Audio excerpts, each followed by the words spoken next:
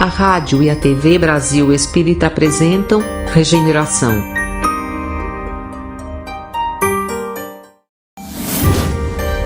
Apresentação: Bruno Leal.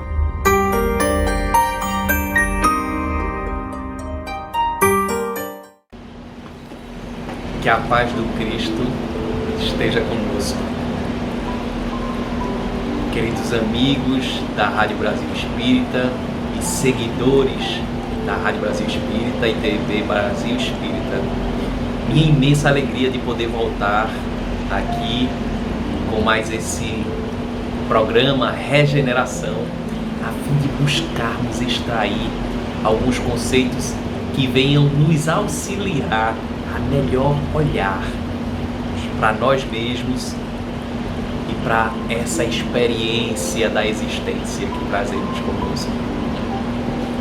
Nossa gratidão a cada um de vocês, buscamos preparar com carinho esses minutos e esperamos que sejam minutos proveitosos, úteis e agradáveis. Que saudade do convívio físico, mas que bom podermos estar reunidos através dos veículos de comunicação. Obrigado, RBE. Queria também agradecer inicialmente a tão inspirada Joana de Ângeles, espírito e mentora, que através de Divaldo Pereira Franco nos traz esse valioso material, né? Esse livro, que é a temática que nós vamos falar um pouquinho hoje, Psicologia da Gratidão, né? Um livro fantástico, né? O tema Psicologia da Gratidão, eu gostaria de colocar inicialmente em parênteses a palavra, o termo gratidão, né? Um termo muito em moda nos tempos atuais, né? Um termo muito usual quando estamos escutando e utilizando essa palavra gratidão. Eu, pelo menos antigamente, eu não percebia tanto a utilização da mesma. Hoje eu percebo tão frequente a utilização dessa terminologia, né? Gratidão, né? Vamos então inicialmente com o objetivo de trazer um pouquinho do gosto, do tanto e do quanto que esta obra tem para nos oferecer, tá? Nossa proposta é essa, que quem não leu busque ler o livro, esse belíssimo livro, Psicologia da Gratidão, e quem já leu, por que não reler, estudar, esmiuçar, né? Este material tão lindo. O nome Joana, né, a autora da obra, né, mentora de Divaldo, Joana de Ângeles, o termo ou nome próprio Joana, eu fui buscar o que é que significa, a etimologia, a origem e a definição de Joana.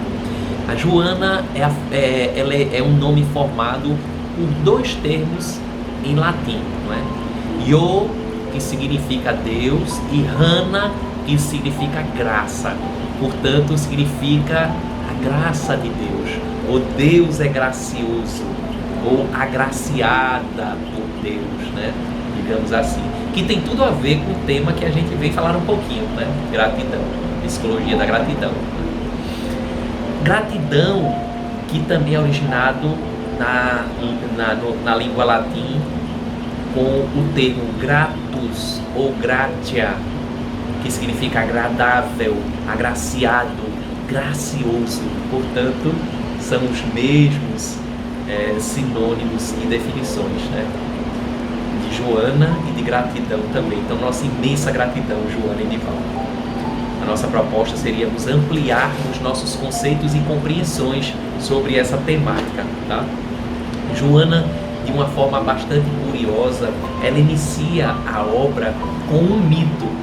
E quando eu me deparei na leitura sobre esse mito, né, eu automaticamente voltei no tempo da minha época de estudante de administração da UFAL, quando na aula de filosofia, eu e meus amigos, né, naquele início da juventude, por volta de 19 anos de idade, nós começamos a receber aquelas orientações, aqueles conceitos da professora de filosofia, e ela falava sobre os mitos pra gente, E a gente se questionava quando é que nós utilizaremos esses conteúdos, né, que os mitos nos trazem, que a filosofia nos traz. Parecia algo tão fora da realidade, né?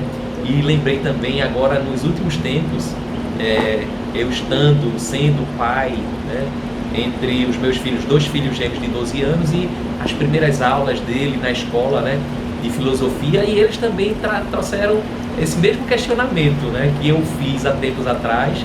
Eles fizeram a mim: pai, qual a utilidade disso? Eu não sei para que a gente vai utilizar isso, para que existe essa matéria, né?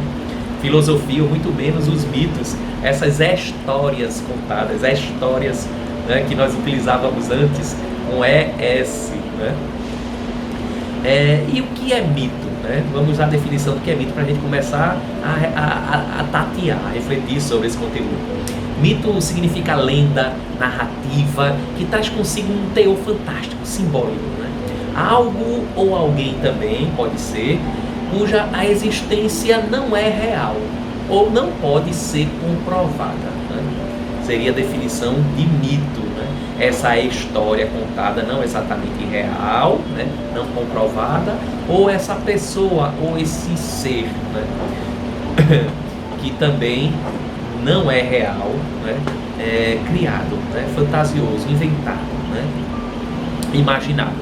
Os mitos sempre fizeram parte do nosso inconsciente coletivo,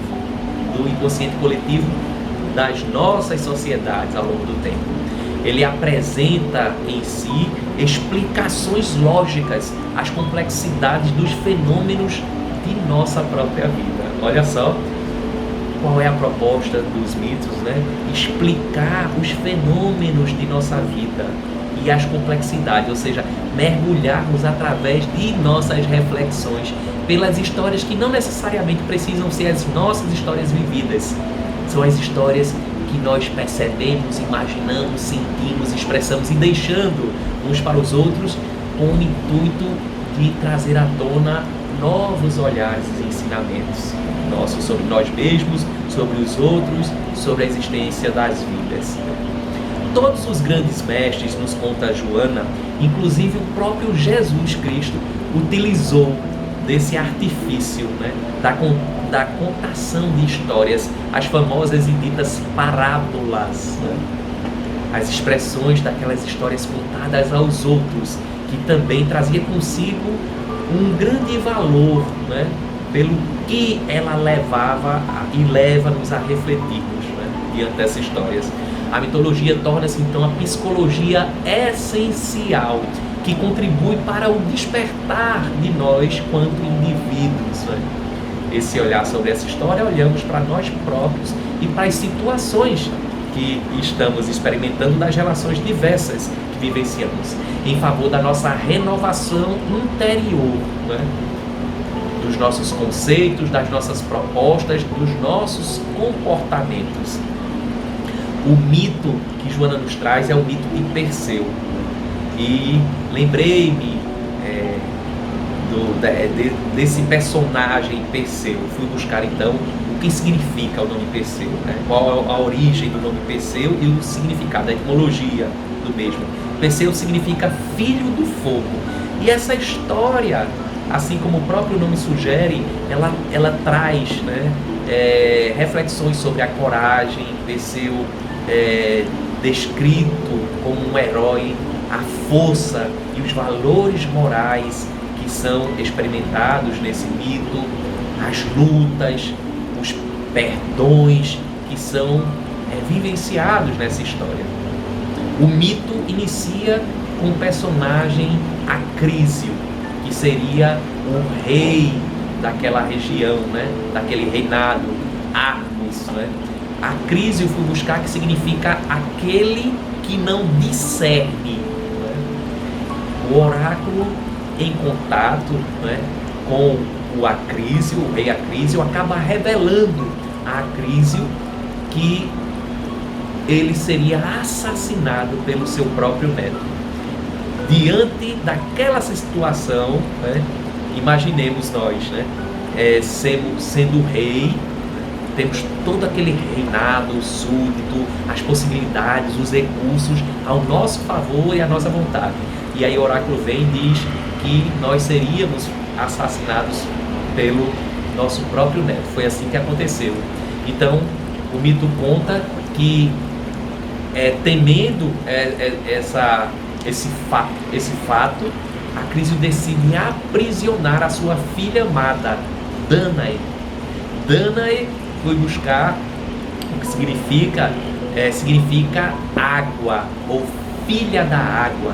Significa também aquela que julga, ou seja, quase como um contrário de Acrísio, né? Aquele que não discerne, né? O rei. Já Dânae significa água e aquela que julga, a vida física, a oportunidade da existência da vida física. Aparece então no mito Zeus, que é o deus dos deuses, que passa a desejar a Dânae, a filha da água, né? A vida.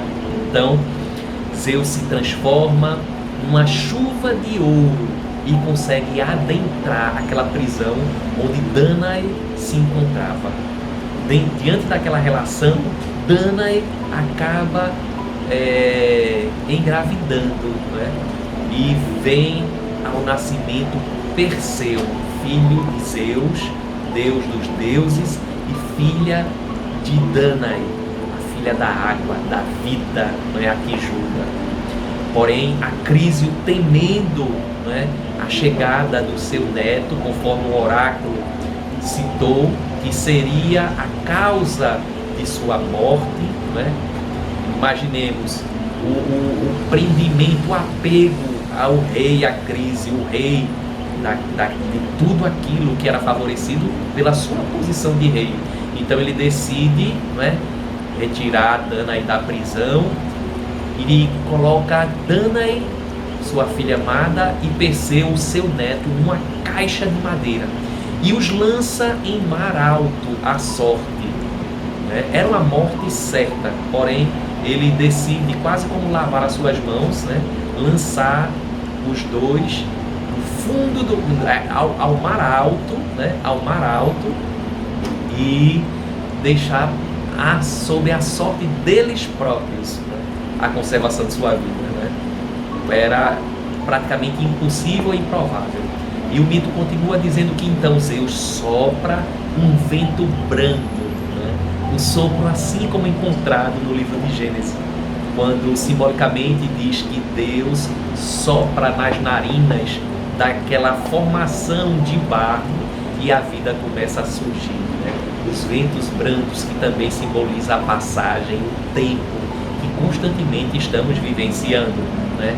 Carrega aos poucos aquela caixa até que aquela caixa e Dânae e Perseu chegassem numa ilha. Chegando nessa ilha, o rei daquela ilha passa a perseguir, né, Dânae e seu filho. Mais adiante, Perseu, já na idade de juventude, de tanta perseguição, ele procura compreender, entender por que aquele rei fazia tudo isso com ele e com sua mãe. O fogo transformador da luz e a água, a possibilidade da vida, né? Outro rei em outro reinado, né? A ameaça aos mesmos, né? Então esse rei, como condição para que pudesse libertar Perseu e Dânae, exige que Perseu combatesse e trouxesse como prêmio àquele rei a cabeça da Medusa, aquela nova ameaça a esse novo rei. A Medusa, que era uma das górgonas. Medusa, que significa medo, né? Pavor, drama, temor. Medusa, que todo aquele que olhasse para a sua face era transformado em pedra, paralisava, né? Estacionava, se aprisionava, né? Assim que era dita a história. Ninguém tinha conseguido vencer a Medusa, e a Medusa era temida por todos, né? O medo, o pavor que nós trazemos conosco. Então Zeus, que também João Evangelista nos ensinou a ser, né, muito inspirado pelo Cristo, Deus, que significa amor, nesse mito acaba designando, não é, deuses a fim de auxiliar Perseu nesse grande desafio. Então surge o deus Hades, que é o deus do submundo, do mundo subterrâneo, do mundo invisível, e presenteia Perseu com um capacete invisível. Aí minha memória, minha reflexão, lembro das oportunidades, tantas e quantas, da nova vida física, né? Nós trazemos conosco aquele apagão temporário, né? Não lembramos exatamente o que aconteceu antes, o que houve de correto ou não, de ajustes ou desajustes nas relações que compartilhamos ao longo do tempo, mas trazemos conosco a intuição, né? Surge então Hermes, que significa mensageiro. O deus Hermes presenteia Perseu com sandálias aladas, sandálias voadoras, e aí acaba sendo continuação dessa possibilidade, né, de adentrarmos numa nova vida física, né, de uma forma diferente, com uma nova vida que acabamos, de certa forma, vivenciando a cada encarnação, né, e a nossa capacidade de adentrarmos, de seguirmos para essa nova vida física através dessa simbologia das sandálias aladas. Surge a deusa Atena, também designada por Zeus. Atena, que significa a deusa das habilidades, das capacidades, né? Atena presenteia Perseu com uma espada que dá a ideia, né, da possibilidade, da capacidade do embate, do enfrentamento, né, da luta, da possibilidade de criar os caminhos, né? E também presenteia a Atena, Perseu, com o escudo da defesa. Porém, esse escudo, apesar de ser de metal, ele é de uma superfície polida, na qual o próprio Perseu podia ver a sua imagem, o seu reflexo, né? O nosso olhar sobre nós mesmos, sobre nossas posturas, condições de posicionamentos, de ataques, de defesas, de embates, sobre os nossos medos paralisantes e temores, né? Perseu, então, vai ao encontro da Medusa, daquele grande medo e pavor de todos, né? E quantos medos trazemos conosco? Ele, com seu capacete invisível, com as suas sandálias aladas, com sua espada e seu escudo polido, ele adentra no local onde a Medusa, tão pavorosa Medusa, estava. Porém, ele, olhando e percebendo através do seu escudo e raciocinando, né, sobre aquele combate, ele vai olhando através do seu escudo, procurando a Medusa, e vai se aproximando, olhando não diretamente para ela, pois sabia que seria transformado em pedra, seria paralisado por aquele grande medo. Olhando para si, através do reflexo da Medusa, ele vai achando a posição da Medusa. Ao aproximar, ele acaba decepando de forma surpreendente a cabeça da Medusa. Aquele medo, né, tão intenso e forte, assim como por vezes chega a cada um de nós. E cada um de nós os temos ainda, de certo. Saindo daquela vitória triunfante, esbanjando felicidade, ele se depara com uma jovem acorrentada num rochedo à beira do mar, não é? O nome da jovem, Andrômeda, que significa pensar do homem, a capacidade do homem raciocinar, da espécie humana de raciocinar. Perseu, fogo transformador, né, filho da vida física da água, se depara então pelos combates dos medos e temores, na capacidade, da habilidade das quais ele utilizou, numa capacidade de homem raciocinando, pensante, né? Andrômeda estava ali aprisionada por ordem de Poseidon, o Deus dos mares. Olha só a experiência da vida física que nós estamos experimentando, né? O Poseidon tinha aprisionado Andrômeda, o pensar da humanidade, ali, a fim de que ela fosse devorada pelo monstro marinho. Perseu apaixona-se de imediato por Andrômeda, pelo pensar do homem. Então, ele, de forma inesperada e surpreendente, quando o monstro vem devorar Andrômeda, ele retira de um saco a cabeça da Medusa, mostrando a face da Medusa ao monstro, transformando assim aquele monstro devorador dos mares, da água, da vida, de nós próprios também, em pedra, paralisando aquele outro tão grande medo e temor. Perseu, Andrômeda e Danae se unem, e a partir de então, naquele descobrir daquelas experiências experimentadas, daquelas capacidades conquistadas, eles passam a transformar um a um cada um dos seus medos, né, em pedra. A vitória da coragem, da ação, né, da compreensão, do raciocínio, da transformação, da experiência da existência, e entre ela também inserida a vida física, né, a vitória triunfante. Oferece vitorioso e triunfante a Atena, a deusa da habilidade, né, como presente a cabeça da Medusa no saco. Atena então esculpiu o símbolo como um título alcançado por Perseu dela própria no seu escudo de defesa.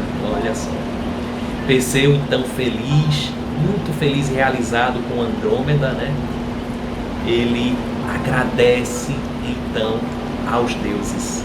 Primeiro aparecimento no mito da palavra agradecimento, gratidão aos deuses. Posteriormente, Perseu, esse grande, bravo, corajoso atleta, ele conta-se no mito que ele disputa jogos atléticos, e ele, numa prova de arremesso de disco, ele lança o seu disco com tanta força naquele desafio que o disco ele ultrapassa o campo de prova, dito como aquele estádio. E ultrapassando aquele campo de prova, o disco acaba atingindo um senhor de idade já avançada que por ali passava. Esse senhor, já idoso, era tão somente Acrísio. É assim que o mito conta, o seu próprio avô. E faz a gente relembrar logo do começo do mito, né? Como o oráculo havia dito que o seu neto seria a causa da sua morte, né? O egoísmo, o orgulho, o apego, né? A vaidade, a arrogância, a prepotência, que por vezes trazemos cada um de nós em parcelas conosco mesmo, né? E o fogo transformador vem e acaba fazendo com que tombemos diante desses nossos equívocos, né? Não ambicioso, Perseu, sendo herdeiro daquele reino de Argos, ele sugere a um rei de um reinado próximo trocarem os seus reinados, né? Ele assumiria o reinado do outro rei, e o outro rei viria a ser o rei de Argos. Isso nos dá a ideia de que o reinado de Argos seria um reinado, uma região mais favorável, mais privilegiada, porque senão o outro rei não teria aceito, né? Isso daí fica claro, né, para o outro ter aceito então, né? Porém, o mito continua dizendo-nos que, apesar de Perseu ter assumido um reinado menos favorável do que por direito seria o dele, ele ainda assim, pela sua grande capacidade, vontade e desenvolvimento, né, o seu empenho, pela força que ele traz de si, né, transformadora, ele acaba realizando a fundação da cidade de Micenas, que significa cidade brilhante, cidade iluminada. Ele desenvolve uma nova e revolucionária forma de vivência, né? De experiência de vida, através de todo aquele conjunto de atributos e virtudes que ele traz consigo. Perseu, destruidor para os medos, para os dramas, né? De fogo, de luz, né? De transformação, de calor, de conhecimento, né? Ele acaba passo a passo vencendo as trevas, que simbolicamente representa as trevas da nossa ignorância, do nosso desconhecimento. Zeus, o tempo inteiro, estava protegendo a sua mulher, Danae, a vida física, a água, o julgamento, né? Protegendo também Perseu, seu filho, né? O fogo, né? Portanto, todas as espécies simbolicamente aí traçadas, né? A mulher e o homem, né? O fogo e a água, o tempo inteiro. Perseu claramente se transparece para nós como libertador de vítimas que muitas vezes nós nos julgamos e muitas vezes nós nos posicionamos, né? Vítimas de nós mesmos, de nossas imperfeições, muito ligado também aos nossos medos e nossa ainda inabilidade, incapacidade ainda que trazemos conosco, né? Perseu vence cada um dos seus desafios, difíceis de fato, assim como os que nos assolam nos dias atuais, né? Cada um desses personagens, nesse mito, representa um pouquinho de cada um de nós. Cada um deles, fogo transformador, a água na vida física, Andrômeda, o pensar do homem, Zeus, a capacidade de perfectibilidade, de aprendizado, de desenvolvimento, de certo, de amor, né? Os nossos apegos pelo nosso orgulho, pelo nosso egoísmo, pela nossa vaidade, quando Deus, a nossa preguiça, a nossa teimosia diante dos medos que nos deparamos, né? Que ainda nos assolam, que ainda nos causam pavor e drama, né? Todos nós trazemos um pouquinho ou um pouco mais cada um desses personagens, desses arquétipos, né? Desses modelos ou tipos, né? E o modelo ideal, triunfante, é o sentido desse nosso aprendizado de tudo isso. A generosidade de Perseu, que no final da história devolve os presentes aos deuses, né? O ato de gratidão, de ser grato, gracioso a Deus, agradecido a Deus por tudo que acontece ao mesmo, né? A compaixão desse olhar para cada um dos personagens que vai acontecendo, assim como o nosso aprendizado e a nossa capacidade de desenvolvermos, de deixarmos sentir como os outros estão se sentindo, perceberem o que os outros estão passando, nos sensibilizarmos diante da condição e da situação, pelas fraquezas e pelas forças já adquiridas de cada um de nós, pelas nossas fraquezas, deixarmos e termos paciência nos nossos tempos, né? Esse olhar que também o Cristo nos ensinou, né? Entendermos a dor dos outros, entendermos a nossa dor e buscarmos a nossa cura diante das dores que ainda trazemos conosco. Esse olhar sobre a renúncia do que precisamos nos libertar, saindo da posição de vulnerabilidade, né? Nos libertando das vicissitudes, das paixões, dos equívocos que nos envolvemos, buscamos ao longo da nossa existência. Eliminarmos as medusas dos nossos íntimos. O medo, então, assim, sendo conhecido, compreendido, encarado, já não mais há de assustar-nos. esse nosso olhar mais amplo, já não mais há de nos sentirmos aflitos diante dos mesmos, né? Podendo então conquistarmos a vitória sobre o nosso ressentimento, sobre a nossa sensação e o nosso desejo de vingança, buscarmos nos libertar dos erros que nós praticamos e dos erros que os outros possam ter praticados para conosco, né? Que é uma conquista íntima nossa, a conquista da nossa realidade mais ampla. A gratidão há de desempenhar a saúde integral a todo que compreende o benefício da mesma, desse olhar nosso, da nossa experiência física, da importância da materialidade, porém um olhar mais do alto, sobre a espiritualidade, que de fato é o que somos em essência. Fixados, portanto, na proteção de Deus a todas as suas criaturas, a cada um de nós. Se nós já sabemos, entendemos, que já trazemos conosco a capacidade de amarmos, de cuidarmos, de zelarmos, né? De sermos amor atuante para aquelas pessoas queridas, imaginemos como Deus age em tudo para cada um dos seus filhos e criaturas. Esse empreendimento da autoconquista. Aí lembramos de Jesus esclarecendo-nos quando ele nos disse, nos ensinando, que não veio para os sãos, né? Porque os sãos não estão precisando intensamente do seu aprendizado, mas sim ele veio como exemplo para todos nós que precisamos do socorro para curarmos a nós próprios de nossas doenças, né?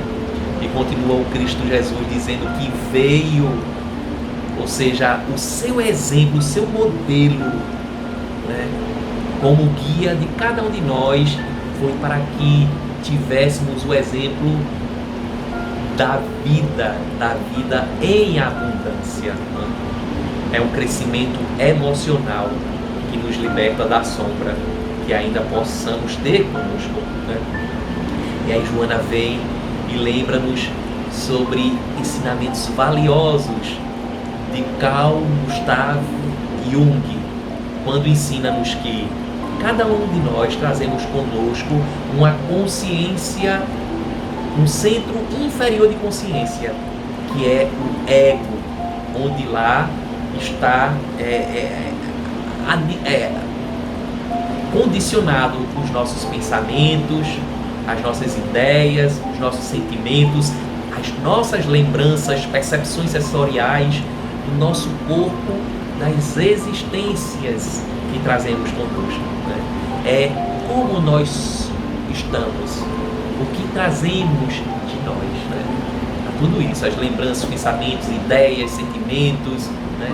As sensações orgânicas e mentais do que estamos, né?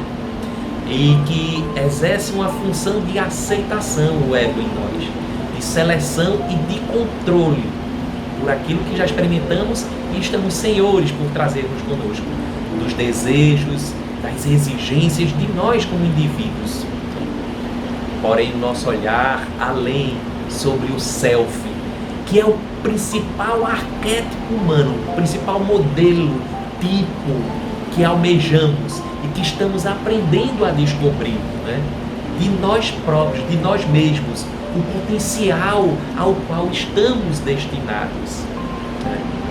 Que estamos naturalmente inclinados a compreendermos e a buscarmos. Portanto, hoje, nesses tempos que experimentamos, que leituras poderíamos fazer dessas experiências desses tempos atuais, né? Uma leitura mais superficial, de contato, uma leitura mais avançada, uma leitura exploratória e uma leitura mais completa, com toda a utilidade diante dessa experiência que vivenciamos, né? Aí eu lembrei de uma figura, de uma imagem que recebi no Zap e que achei bastante interessante para esses tempos atuais, onde apresenta, né, como se fosse um cérebro com as camadas mais superficial, né, uma camada mais mediana, mais aprofundada, e uma camada mais profunda do nosso pensar e do nosso descobrir. Quem queremos ser durante esse Covid-19? O que ele convida-nos a saber, né? Aí, aquele primeiro momento da chegada desse drama, desse desafio, né? Tão complicado, tão transformador para a gente, né?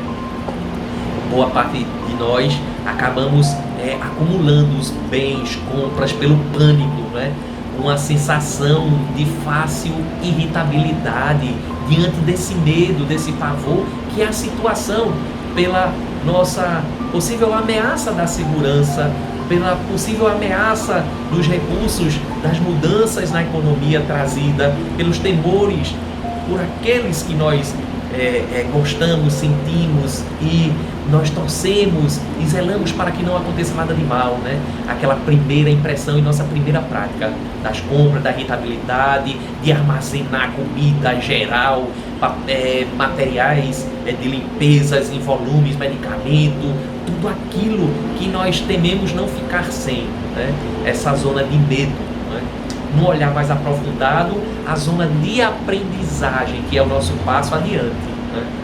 Começarmos a entender que não temos o controle total de nossa vida, né? Por vezes parecemos estar de cabeça para baixo, e diante disso, dessa perda do controle, nós vamos nos libertando daquilo que de fato nós não somos senhores, né?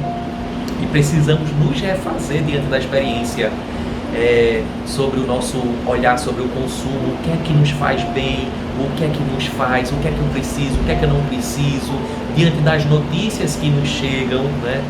O olhar sobre o que é lermos, ouvirmos, o que é compartilharmos diante de tudo isso, nessa zona de aprendizagem, reconhecer que estamos tratando, diante desse olhar, com maior importância, sobre uma situação complicada, mas que precisamos conservar o nosso equilíbrio, né?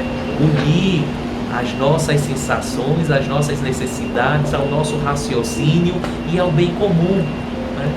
E num passo mais adiante, mais profundo, nós encontramos nessa zona, após a zona do medo, após a zona de aprendizagem, a zona de crescimento, que é encontrarmos o propósito de tudo isso, né? O para que tudo isso ocorre, pensarmos no outro, em nós próprios e também no outro, em como podemos ser úteis, ajudarmos, e percebemos quanto de solidariedade nós estamos vivenciando nesses tempos, né?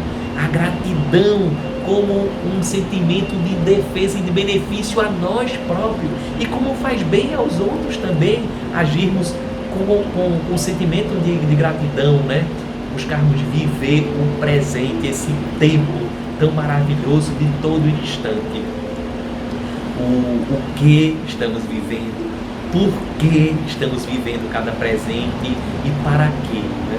Por que tudo isso ocorre, né? Para quê? Qual o sentido de tudo isso ocorrer? A psicologia da gratidão, ela deve ser vivenciada em todos os momentos de nossa existência. Buscarmos o foco e o nosso empenho nisso, na utilidade da mesma. Buscarmos exercitarmos e treinarmos para sermos gratos a cada instante a tudo que nos ocorre. De forma fácil ou não, né, difícil, positiva, ou através daquelas situações das quais às vezes tombamos e é difícil nos refazer, mas termos a plena convicção da importância das mesmas. A gratidão é filha do amadurecimento psicológico. Sairmos daquela posição de imaturidade, né? A gratidão contribui para o enriquecimento da paz e da alegria que podemos trazer conosco a todos aqueles que cultivamos, né? E aí eu lembro de Francisco de Assis, né? Como ele demonstrava a sua gratidão, aquela belíssima oração, né? A oração de São Francisco, né? O quanto de gratidão a Deus, aos seres, à Mãe Terra, né? À Lua, a todos os seres viventes e agentes desse universo de existência, né? As condições, as oportunidades mesmo diante de tantas e diversas dificuldades enfrentadas e que de fato nós experimentamos. Aí a gente vai chegando à parte conclusiva, lembrando de alguns exemplos de nossa atualidade. Esse passear da nossa história ao longo do tempo, trazendo até os tempos atuais. A gente vai lembrando, agora semana passada eu faço parte de um grupo de amigos de garotos, né? Uma turma que eu estudei dos meus 6, 7 anos de idade até os meus 16 anos de idade. 10 anos eu estudei nessa escola lá em Recife, no Colégio Salesiano Sagrado Coração, e temos um grupo de Zap. E segunda-feira da outra semana, uns 10 dias atrás, na outra semana, alguns dias atrás, há 2 semanas, eu recebi um Zap contando, era um vídeo do qual um conhecido nosso, um senhorzinho no apelido Barruada, né? E lá nessa história é contado que Barruada, ele, com esse problema do Covid, de quarentena, ele estava passando por extrema dificuldade. Então ele pede para sua neta, né, gravar um vídeo, e ele demonstra a necessidade que passava, né, dos recursos de alimento, de material de limpeza, que ele realmente estava precisando de ajuda, né? E um ex-aluno de lá do Salesiano recebe aquele vídeo, né, e ele compartilha entre seus grupos de amigos, de familiares, e comenta sobre o exemplo do Barruada pedindo ajuda. E lá o Barruada, ele dá os dados da sua conta bancária, né? Na segunda-feira, nesse primeiro dia de compartilhamento, ele identifica 2.000 e poucos reais que entraram na sua conta, né? Muito feliz, ele quase sem acreditar, né? Fica muito grato por aquela situação. No dia seguinte, tem 8.000 reais na sua conta bancária. Então ele, de forma muito feliz, ele pede que sua neta grave um outro vídeo dele, do qual ele precisava comentar. E a sua neta grava, né, como forma de agradecer aquelas pessoas. E ele comenta desse segundo vídeo, pedindo que as pessoas parassem de depositar dinheiro para ele, porque o que já tinham feito já era suficiente para ele atravessar aquele grande desafio que ele estava enfrentando, né, de suprir as suas necessidades naqueles momentos tão difíceis, né? Isso aconteceu nesses tempos atuais. E o que ele fez para que aquelas pessoas se sensibilizassem, né? Para que aquelas pessoas, de certa forma, fossem tocadas e se sentirem inclinadas a auxiliarem ele. E o que viralizou mesmo foi o segundo vídeo, o seu ato de gratidão, de graças, né, às pessoas, a Deus, às circunstâncias que ele vivenciou, né? Um outro exemplo também de lá de Recife, há uns 2 meses atrás, logo próximo ao começo dessa pandemia, uma amiga minha lá de Recife passou um zap para mim dizendo: Bruninho, eu estou muito triste, aflita, saiu do grupo que nós tínhamos dessa mesma escola salesiano. Ela foi aluna, amiga da nossa turma, né? E ela passou para mim um zap, estava muito aflita, que ia sair do grupo do zap, porque uma amiga dela, gestante, já com 7 meses de grávida, tinha sido infectada pelo coronavírus e tinha sido hospitalizada, e que ela estava muito mal. E realmente foi uma situação bastante difícil para a gente, a todos nós que conhecíamos a mesma, né? A bebezinha teve que vir a nascer de forma prematura. Passado alguns dias de duros tratamentos, ela conseguiu ter alta, a bebezinha. A mãe ficou mais outros tantos dias hospitalizadas entre a vida e a morte, até que depois de diversos dias ela passou um novo vídeo para mim, onde o vídeo mostra ela tendo alta, saindo do hospital, muito emocionada e agradecida a cada um daqueles profissionais que ali puderam contribuir para o restabelecimento de sua saúde. Muito agradecida a todos que estiveram em pensamento e em oração, pedindo a Deus para que ela pudesse voltar a seu lar, a seu núcleo familiar, a sua filhinha. A satisfação daquilo tudo está acontecendo, e como serviu e serve de exemplo para a gente, né? Como nós estamos agindo com os nossos próximos, né? Com os outros, né?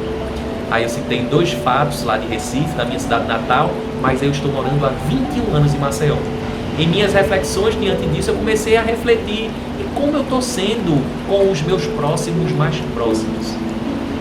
Com a minha esposa, com meus filhos, com o meu pai, com meus irmãos, com a minha mãe que está lá em Recife, com os meus outros irmãos que lá estão em Recife, com os meus amigos aqui que eu convivo e falo tão frequentemente, como eu estou olhando, sendo, agindo para cada um dos mesmos, né? Joana nos convida a refletirmos como aquela mensagem do início dessa nossa fala, né?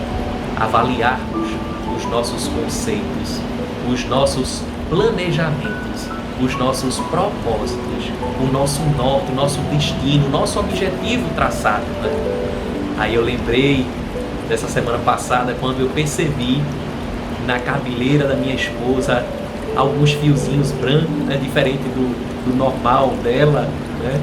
Aí eu brinquei com ela, dei um cheiro na bochecha dela e disse: tá tão fofinha com esses fiozinhos brancos na cabeleira, que eu tô percebendo agora. Aí ela riu meio sem graça e disse: Bruno, eu escutei falar esses dias que esse ano de 2020 vai ser um ano, eu acho que zerado, vai ser como se fosse um ano nulo, em branco. Aí eu automaticamente, instintivamente olhei para ela, sorri e disse: pode até ser, ou será o contrário, que esse ano, pela grande intensidade que está sendo, ele valerá por 10, né? Será um ano de bastante avanços, de aceleramento por essa intensidade que estamos experimentando. A gratidão, meus amigos, ela cada vez mais é percebida e encarada como não somente um fator isolado, não somente o nosso ato isolado de orar, não somente o nosso ato isolado de agradecer, não somente o nosso ato isolado de sermos gentis. Não é isso, é um conjunto de tudo que estamos fazendo, praticando e sendo, não é? Diante disso, né? Da graça, de darmos graças, né? De sermos gratos.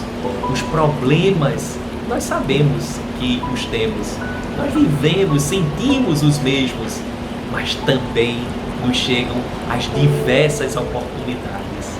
E por vezes nós teimamos de forma equivocada, nós acabamos evidenciando e potencializando os problemas, mas o que de fato nós precisamos e queremos é compreendermos e acharmos as soluções para os mesmos, para as diversas etapas de nossa vida, né?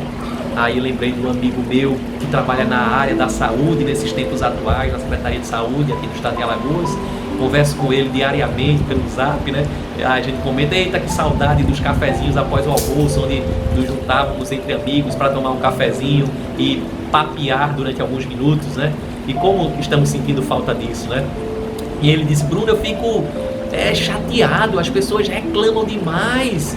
Eu só vejo apontando, parece ser críticos de saúde sem ter conhecimento na área de saúde, serem críticos de política sem ser cientistas políticos, como optamos, damos pitacos, né, e dificultamos as resoluções, reclamando tanto, né, evidenciando os diversos problemas.